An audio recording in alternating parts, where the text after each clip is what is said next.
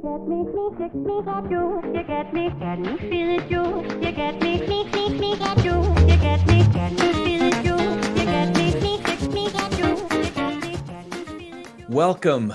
We are talking politics and religion without killing each other. I'm your host, Corey Nathan. It is an honor to be a part of the Democracy Group, a network of podcasts that examines what's broken in our democracy and how we can work together to fix it. As always, subscribe to our YouTube channel and definitely follow us, review us. Remember all that stuff, the reviews, join our Patreon. As always, I'll have links to the show notes to make all of it easy to find. It really does help, so we can continue exploring important issues. You can tell maybe my tone is a little bit different. There are definitely important issues to talk about, like the one I wanted to talk about today, and that's what's happening with the wildfires here in Los Angeles, where we happen to live at the very northern tip of LA County. And I really wanted to talk about how it's brought out the best of us, which is super encouraging, as well as, frankly, the worst of us. So just a quick update on us. I'm so grateful to many of you who've reached out. We, so far, so good. Tuesday night, I don't know if I've shared this on the show, but I haven't been watching a ton of news since early November. So I wasn't aware on Monday night of the fires, or even on Tuesday morning when I first woke up. I usually wake up pretty early. What I was aware of was Tuesday night, we had been experiencing very high winds like I'd never experienced before, at least not since I've been in LA. And to give you an idea, we've never been in wind. We're at the top of a hill here, so we do get blustery high winds relative to other areas. But I've never been in wind that literally moved our house. So it was a little bit different, but I didn't really think anything of it. And then I started reaching out to folks, starting my day's work early Tuesday morning. And then I started realizing slowly but surely, oh, wow, something very, very serious is going on. So now it's about a week and a half later that I'm recording this. We were closest to what was called the Hearst Fire, the one that broke out down in Sylmar. But thankfully, that didn't reach up to us. Like I said, we're in the valley that's to the north of San Fernando Valley. So Sylmar is the very northern part of San Fernando Valley. We're in Santa Clarita, which is north of that. Thankfully, our valley was spared.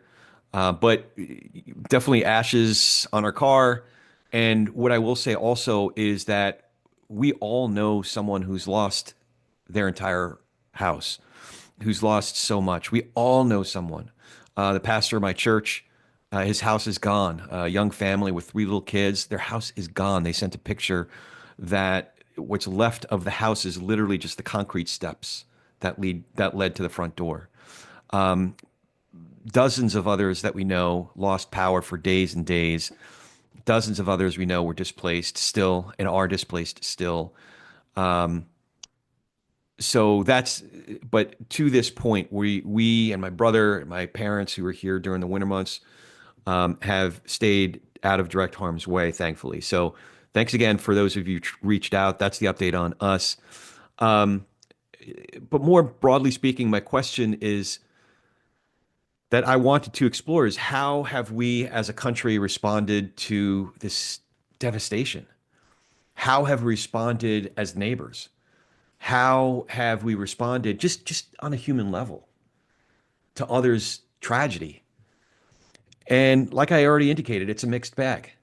Honestly, there have been some amazing outpourings of generosity and heroism from firefighters still putting themselves in harm's way, fighting these blazes, to other states and countries, including Mexico and Canada, which, not so coincidentally, have been the target of the once and future president's derision.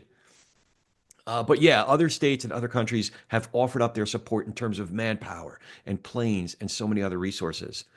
And I know scores of people who've donated money and time and have helped in so many other ways. So yeah, we've seen the best of us, and I'll talk a little bit more about that in a second. But honestly, we've also seen the worst of us. Yair Rosenberg had a piece in The Atlantic that came out on the 10th titled These bizarre theories about the LA wildfires endanger everyone. So part of what Yair said was in the aftermath of disaster, healthy communities ask themselves, what did we do wrong? Unhealthy ones ask, who did this to us? He said, nations that externalize their internal issues lose the ability to address them. Again, healthy communities ask themselves, what did we do wrong? Unhealthy ones ask, who did this to us? And then quoting Russell Mead, Yair went on to say, an addiction to implausible conspiracy theories is a very strong predictor of national doom. When people pin their domestic problems on foreign scapegoats, whether Ukraine or Israel or another country, they erode any effort to genuinely confront these problems. End quote. And we've seen this very dynamic playing out before our eyes. From the very highest levels of the leadership, supposed leadership, trickling all the way down to everyday conversations with relatives, friends, and neighbors. But yeah, I mean, just starting at the top. And look, I'm not going to waste my time quoting anything Donald fucking Trump has to say about the LA fires. For one thing, anything that comes out of his Big Mac insertion hole has very little, if any, proximity to the truth. But here's what we do know about the bleats and the utterance the of this supposed leader. Anything and everything he says is meant to, one, put himself at the center of attention and make himself out to be the hero of every story. And two, what he says has the explicit intent of casting others as villains and inflaming an overall sense of division and chaos. And he's accomplished that. He has definitely done that. And like I said, this has a direct trickle-down effect on other political leaders. So, for example, Speaker Mike Johnson, as if there's no opportunity he wants to miss to shove his face squarely and firmly up Trump's rear end, the current Speaker of the House, as reported by The Hill and several other outlets, quote, is quote, placing conditions on disaster assistance for California in the wake of destructive wildfires blazing around the Los Angeles area. The Hill went on to report, in remarks to reporters at the Capitol on Monday, Johnson criticized California's water resource and forest management, placing the blame at the hands of leaders on the state and local level. So this, to me, is absolutely head-spinning. When did this become a thing? When did capitalizing on devastating natural disasters, when did capitalizing to score political points become a thing? Actually, when did the consciences of these individuals who are playing these kinds of games to the point where they don't even recognize their own inhumanity, the inhumanity coming out of their mouths? When did this basic sense of decency die? So, needless to say, this isn't leadership. This is feeding into chaos and division. These leaders would do us all well. Just keep your mouth shut. Just don't say anything. This isn't helping anyone. There's other issues you could focus on. There's other appearances you can make on Fox News or whatever it is that you're trying to do. So it's not helping anyone. It's taken principled leaders, including, I should note, some Republicans, to be a rare voice of reason. I was sharing a couple months ago, Congressman Chuck Edwards, Republican, who represents one of the districts in North Carolina that was hardest hit by the hurricane last fall. He was outspoken and even put out a website as a resource to dispel the misinformation and disinformation that was being spread about those tragedies. And don't get me wrong, they're still being spread. But at least there's a leader, a real leader, like Congressman Edwards, who did something to help stem the tide and focus on actually helping his constituents. What a concept. At the top of his website, he says, amidst all of the support, we have also seen an uptick in untrustworthy sources trying to spark chaos by sharing hoaxes, conspiracy theories, and hearsay about hurricane response efforts across our mountains. He says, while it is true the Federal Emergency Management Agency's response to Hurricane Helene has had its shortfalls, I'm here to dispel the outrageous rumors that have been circulated online. And he goes on to quash a number of those false conspiracies. He itemizes them. And again, I won't even bother repeating them here so as not to give them any more air on this platform. But I will put a link to Congressman Edwards' website in the show notes. But if you look up, just look it up on your own, Congressman Chuck Edwards and Debunking Helene Response Myths. Chuck Edwards, Debunking Helene Response Myths. I'm sure you'll find the site.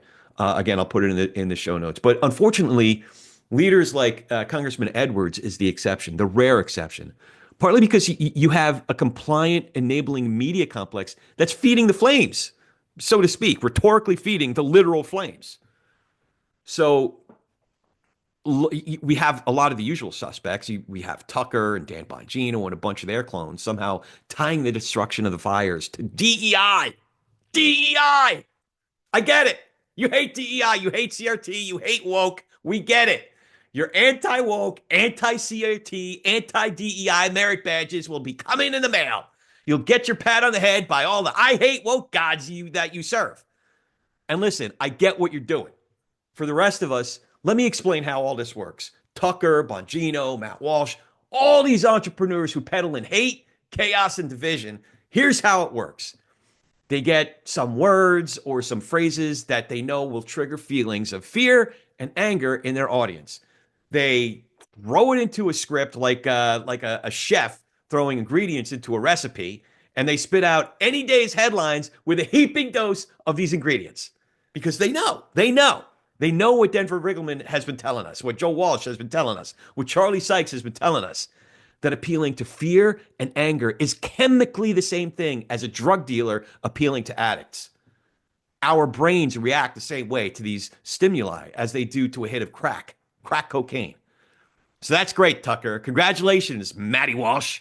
You're very successful at what you do, but what you do isn't serving any sort of higher truth. It's not serving society in any sort of positive way. No, you're successful in the way that drug dealers are at pushing illicit drugs on addicts. So again, I say to you, do us all a favor, take a long vacation. You're not helping.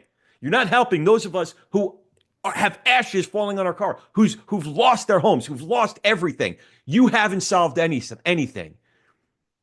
And whatever intelligence you do have, you're misusing for destructive purposes. And what we also know is that the leaders and their compliant media partners have an effect on what everyday citizens, regular guys like me, are seeing, hearing, and talking about. Scott, I get a newsletter from Scott Galloway. You might know him. He has his own podcast, and he does a podcast with Kara Swisher. He has a newsletter. I recommend it, called No Mercy, No Malice.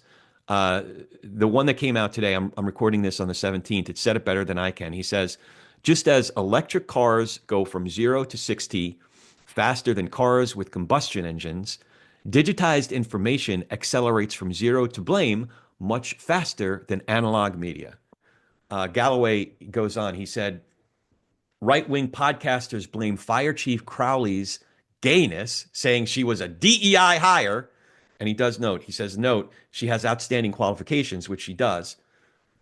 He says, we've become stupid, hurting others while hurting ourselves with algorithms and politics that reward divisive rhetoric.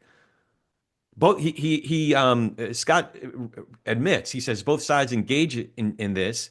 He does point out the right is louder and bolder, i.e., more full of shit than the left. He says it's far more likely that climate change played a role in the fires than China, Ukraine, or DEI. So here's the thing. Most people, truly, most people, and yeah, that includes a lot of my friends who happen to vote for Trump. Most people have done the right thing. Neighbors looking out for neighbors, friends checking in with friends. And I'll get into what those who care about a basic sense of decency, just a basic sense of decency, have done and can continue to do. But there are a number of others who've been tweeting and bleeding and posting incessantly about the LA fires. I have one fella I used to be friends with who lives in Jersey, always lived in Jersey, but somehow overnight he's become an expert in LA fire and water policy. I don't know what happened to this guy, at what point he got radicalized. But we all know that this one dude that I'm talking about is actually indicative of so many others that I've seen. I could quote a dozen others like that follow the same sort of trajectory. Millions of people who only get their news being a very loose relation to what those, you know, who actually have a commitment to healthier journalism think of as news and analysis. But so many of our friends and relatives, as we well know, get their news-ish, news style, news flavored content that doesn't serve to inform, but only serves to confirm these biases and resentments. So what I saw was this proliferation of posts. It's like this unending stream of you know it, news scum, Karen ass, DEI, and just a long list of hot takes. And it's impulsive. It's indulgent, of the worst impulses. All they are regurgitations of what they heard from Donald Trump and all these other weak, enabling minions in Congress and the media. So the question is, I still believe in humanity. I still believe in my neighbors. I still believe in my friends and loved ones, even those who voted differently at the top of the ticket than I did. And we've talked about this before. The top of the ticket isn't the whole ticket, isn't the whole ballot.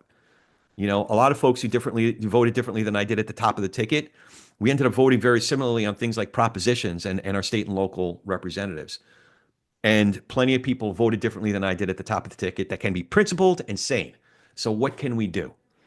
I have a few suggestions. One is a friend of mine had what he referred to as the ministry of that sucks. Like I said, there are a number of people who reached out to me, called, texted, and all they said was, "You doing okay? We're worried about you." That's awesome. And just shut up and listen. That's it. That's all you got to do. Just shut up and listen. If you go visit and hang out with somebody, grab, a drink or lunch or something with them, good. Get together with them and don't say anything. And the last thing I want to hear when we're in situations like this, or God forbid, if we did lose our home and when we're in the midst of a tragedy, is, well, at least I don't want to hear it. I don't want to fucking hear it. You know what you can do? Sit with somebody, hang out with somebody. The ministry of that sucks. Oh man, that sucks. I am so sorry. That's good. That's number one. Two is, so many of my friends have provided food, shelter. They have an extra room. Even if it's temporary, it gets somebody one more night. Other needs, non-essential essentials. My pastor, I don't know, maybe this doesn't resonate with you because at the end of the day, you need a roof over your head and food for your family. But I thought of my pastor's library in his house. It was a beautiful library that took up an entire wall and beyond. And it's all gone. It's all gone. So even if it's just a gesture that says, I'm thinking about you in particular, something uniquely you, and I care for you and I think about you, whether it is the essentials or the non-essential essentials, that's another thing you can do. It, you can also follow folks in Southern California online. I reshared a post from the young family I was talking about, where you can donate directly so that they can start to rebuild their lives with three little kids.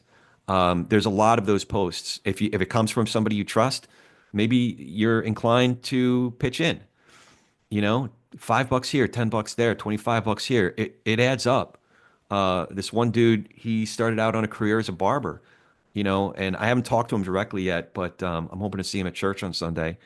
But I'm guessing he's lost some of his equipment. He can't do what he's been trained to do in this really cool profession that he started to build up. Another thing you can do, I've talked to two people in the last couple of days who volunteered, who spent their Saturdays handing out food, handing out clothes, cleaning up, anything. And then, of course, there are charities. You have to be discerning, of course, because there's a lot of hoaxes out there. There's a lot of hucksters out there. You don't want to give your money to unreputable charities. But there's good ones that are trustworthy. American Red Cross, California Fire Foundation, and I'll put those links in the show notes, or just to use a resource to help figure out which charity to give makes the most sense to you. I came across one called Charity Navigator that ranks and kind of spells out what their rankings are based on. I saw a couple dozen different charities that they were ranking. Charity Navigator. So the Ministry of That Sucks off provides come and provide some food, shelter, other essentials, diapers, or non-essential essentials, like I was saying. Follow us on any one of us in SoCal online and Facebook and stuff like that, because we are resharing posts where you can donate directly to certain families that have lost their homes, volunteer, and give to charities.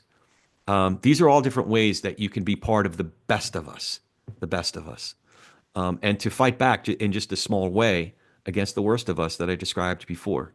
So, oh man, it's I was really hoping 2025 we could maybe have an uneventful beginning of the year, but here we are. So thanks for bearing with me. I'm still not giving up hope. In the case of the guy I was talking about before, that's just spewing nonsense and respreading hate and conspiracy theories and pretending to be an expert on shit that he knows nothing about. You know what? I will say that it was one of the few times in these last few years that I've actually unfriended. I didn't block him, but I have unfriended him because you know what? I'm going to still hold love for that guy. But for now, a guy like that, I'm going to need to love him from far away, from a safe distance. But for everybody else, like I said, that's the exception to the rule. I've seen a lot more positive indications and positive examples. And yeah, even from people who have different thoughts than I do, at least at the top of the ticket.